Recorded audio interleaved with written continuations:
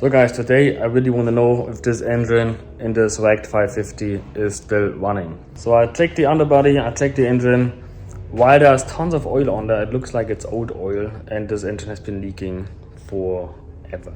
So the oil pan doesn't appear to be damaged, which is good. So all I need is a battery and change that cable that was shut because the airbags deployed. And I'm also gonna flush the oil. So I just went AutoZone quickly, got some oil, got a filter that hopefully fits, and goes fine. Battery, cable, fine. But I don't know when this engine was running the last time and how it was running. So I rather want to drain the oil, see what I find in there, hopefully nothing. Change it, put a new filter in there to catch all kinds of gunk that may be in there. Essentially just a oil flush. And then I start it up. And hope it starts up. So, got myself a new battery. And got some cheap ass oil, bought 5W40 and a cheap ass filter. This is just flush material, both will be kicked out as soon as the thing is fixed and can go on the road again, and it's gonna get fresh, proper oil. Battery gonna stay though. This one, just these few things, right? Just oil for a flush and a battery, because that was dead, came out with $330. There we go. I'm even losing sunlight, so I gotta hurry up a little bit, and because the car is on stands, just so the gate still closes when I leave it, but it means once I close it I cannot work on it anymore because I can't fit. I'm a little bit thicker than a piece of paper. So oil change first, then battery, and then we start this thing up, hopefully. So to drain the oil, apparently you have like a 8mm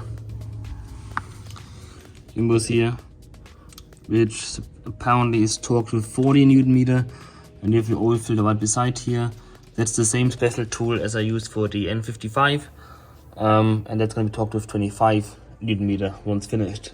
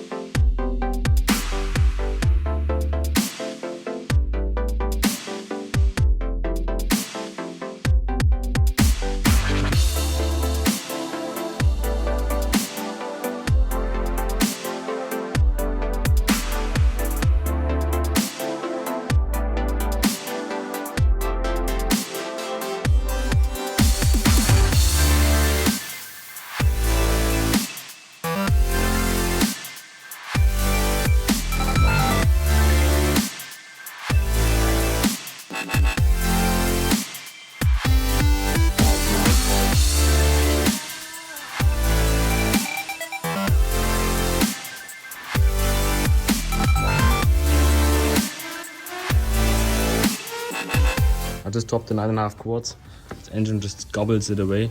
Still gonna remove this crap piece here before I start it. But oil was in the engine, which is good, which means it was not damaged in the accident. Perfect. Here's the old oil. It doesn't sparkle. Hello. I also checked the oil filter. There was no sparkle in there.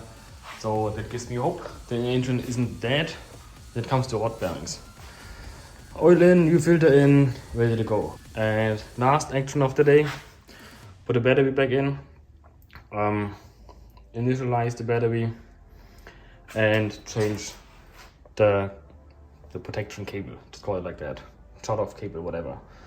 And then the moment has come, I'm gonna start this thing up.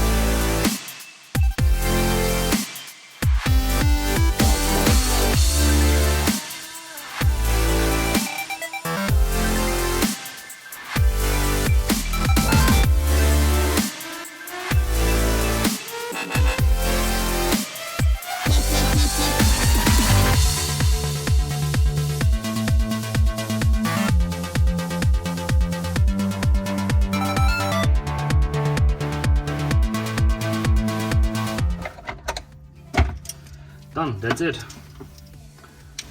Battery changed. To pause, hook the negative still up. Change the cable. Everything is on. Just need a 30mm of hex for here and for all the bolts that hold the battery, and also for the cable, and of course a 10 for your terminal. I just hook up negative and we see what happens. I'm curious about that. This car gonna be powered by its own battery, its own juice, for the first time for a while. Let's see what happens. Here goes negative terminal. We have a spark, we have light. Light is back. It's an old halogen. We'll have to put all the LEDs of course. Also the car blinked at me. It's all good signs. So now let's initialize the battery and start this thing up. Like I said, first I put this piece of pointless hose out. That's where it belongs. Now let's go. Okay, we have light. It's good. Climb in here. Leave the epic later, but see, it should work. Yeah, we have power. Okay, that was just the battery. That was that before, and it wouldn't hold the charge, so I had to replace it. And now I have to take it off. I have to initialize the battery, but first let's see what happens if I push ignition. Ooh. Okay, transmission is because it's manual override, and we have a odometer reading of 128,000 miles. That is what I actually anticipated. Let's stop blinking first. Airbags, got it.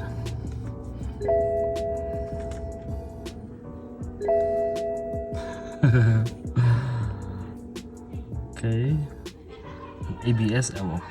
Let's see what that is. So I decided to get a little bit ahead of myself, because the car has power again. Might as well put the transmission back where it belongs, and it's about this little screw here. That's the screw, and you're just gonna unscrew that, because right now it's pushed in. It's on the left side of the transmission, and you just screw it in by hand. There's no resistance, and then you would push a lever up. That lever, of course, would flip the transmission into neutral. Now, moment is here. Service overdue. Not a big of a problem. Okay, everything is fine. That is fine. That is fine. And transmission is in park again. Foot on the brake. Let's get some brake pressure on here and start. Oh dear. That is so rough.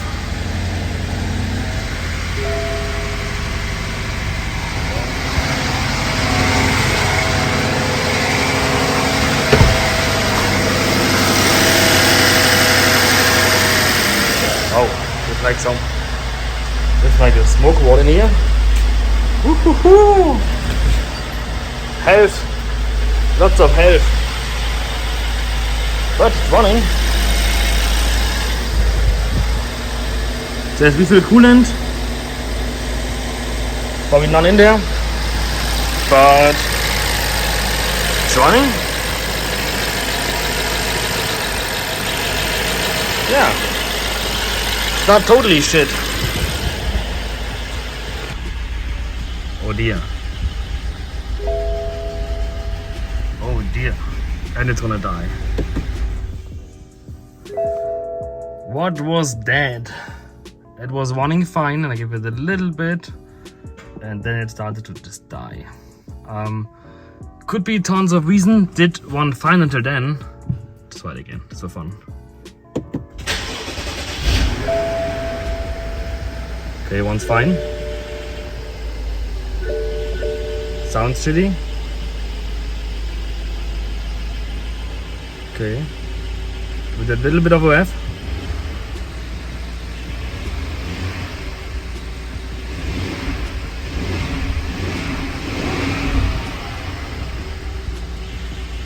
Okay, I take that.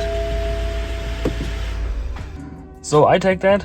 It's a pretty good starting point. Of course, the car has been running in, I don't know, weeks, months, and had an accident, so there's no water in there. At least there's oil in there, we know for sure. There will be quite some things to sort out, but one at a time. Now, thing is running, we have power again, and we all know N63s are somewhat problematic. It runs. I didn't hear any rod knock, which is good.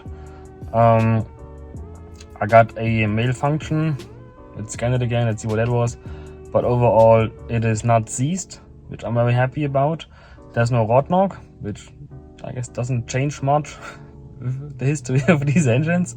I may change it anyway, and we go from there. So I just started it up again, let it run for a moment and give it some rev. I want to see what kind of smoke I'm getting out of the tailpipes. It's all white smoke. It's a lot. At least there was no check engine light in the beginning until I started revving it. Once I revved it, I got some pops, and then a check engine light came on. So let's see what that is. Some time later.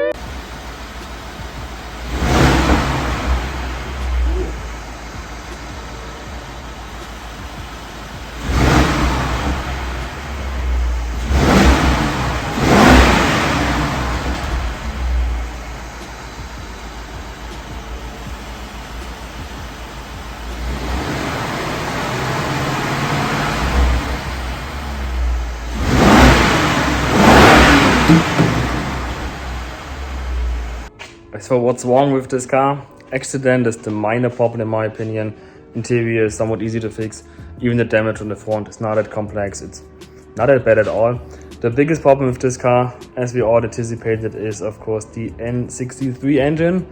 As you've seen in the video, that's a lot of smoke. That is definitely the valve stem seals that are dead. As to be expected at almost 130,000 miles on these engines, and considering all the oil that is on there, that is major. This will not pass emissions test over here. So with that, I'm gonna leave you for today. You have a good day, and I'm gonna see you on the next video.